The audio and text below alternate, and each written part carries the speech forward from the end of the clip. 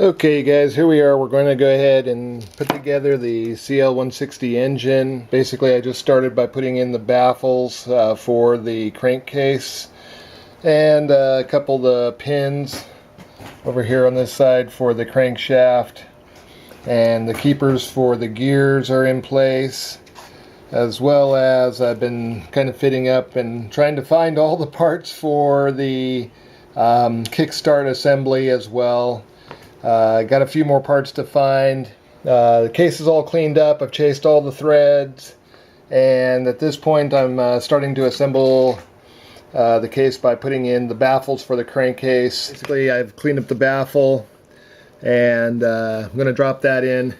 It fits into these holes in the bottom here, and they got a little pin with a shorter nub sitting out of the end of it. Basically that holds it into place. It's kind of spring loaded, so I'm gonna give them a little bit of a tweak here so they have a little more tension on them so they stay in nicely. So go ahead and drop that in. It's gonna go into the slot up here, so that goes in place like that. I know the lighting is pretty bad, but we'll get through it. So yeah, I have to push down on the baffle plate to get the pin started. I'm going to tap that pin in place. You can see it there, pin on the end, and it'll just snap into place. You should be able to hear it when it goes. So you can watch from that side.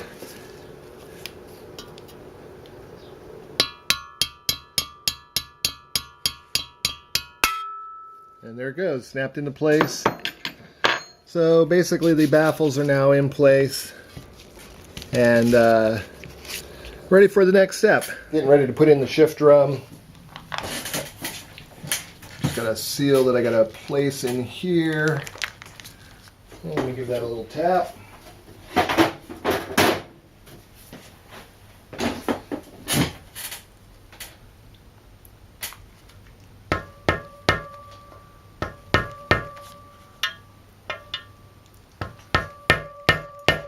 I believe we're seated all the way around there on that seal. The shift drum's laid out, lubed up, ready to go in.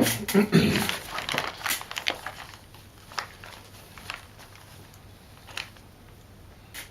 I believe it goes in something like this. Hopefully I'm not backwards on this. Squeeze that one back in. Make sure it's seating in the seal. Alright you guys, we got to basically press this bearing onto this shaft for the transmission. It's the output shaft. Goes on like that. We're going to go ahead and put that in the press here and get it driven home here. Let's see here. Center it up in the press.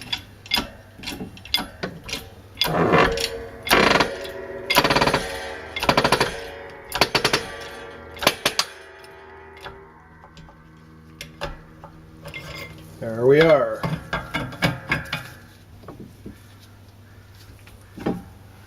Okay.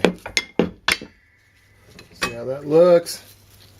Bearing looks good. Everything's running smooth. Alright you guys, I got the gears laid out for the output shaft. I'm going to go ahead and give it a shot and assemble this.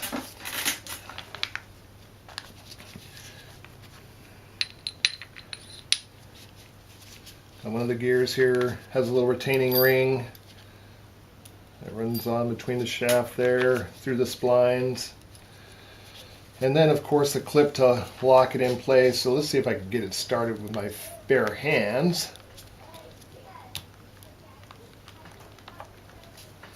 And it's a little stiff, so let me get a snap ring plier on it. Actually, I'll use my small one here.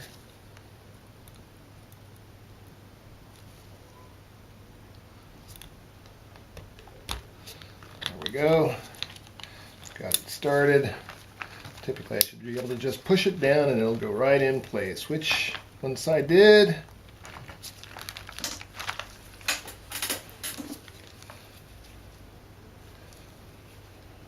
And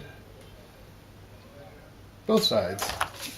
Alright, a little lubricant on that. Just putting a little drop of oil to keep them lubed up.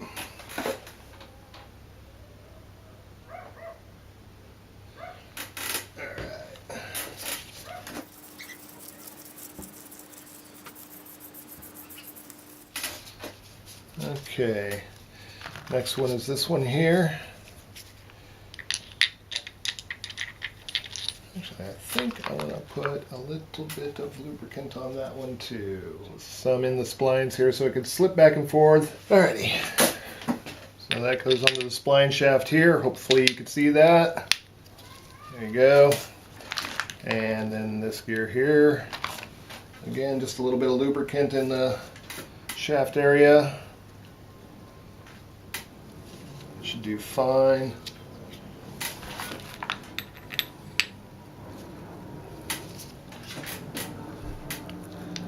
Okay. And I've already lubed up the bushing here. Get that installed. I believe